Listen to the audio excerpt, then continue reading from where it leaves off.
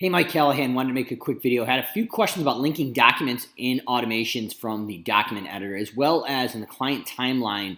The first few words saying template based, and people assuming that template based was in the email that was sent to the client, which is not the case. It actually is the program in SA reading the CSS code and grabbing that area saying it was from a template-based document, but is not shown in the actual email sent to the client. So I'm going to hop in S and show you what I'm talking about here.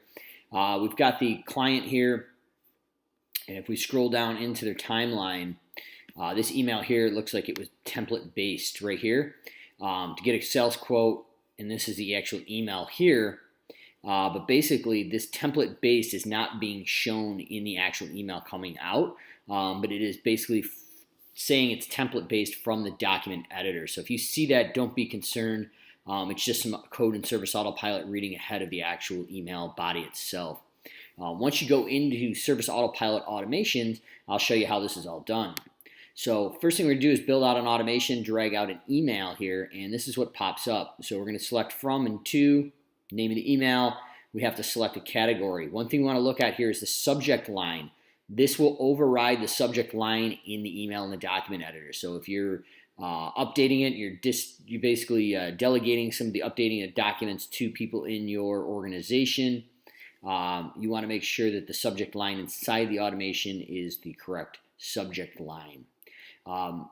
Next thing right here is select document for email body. I would recommend doing this so when you delegate your work in automations, people can update the documents outside the automations without running the risk of throwing a tag and blasting out 200 or say 2,000 to-dos, which we've seen.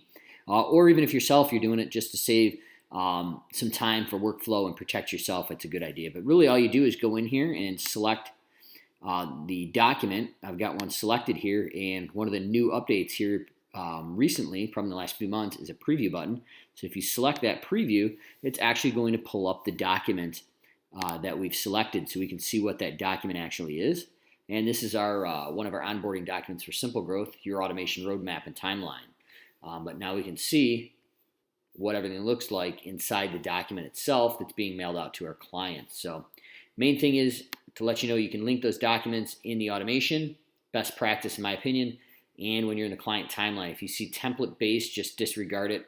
That's just Service Autopilot reading the CSS code a little bit in advance of the actual body of the email. But that is not in the email being sent to your client or lead. So any comments or questions down below, but hopefully that answers the question that just came up this week.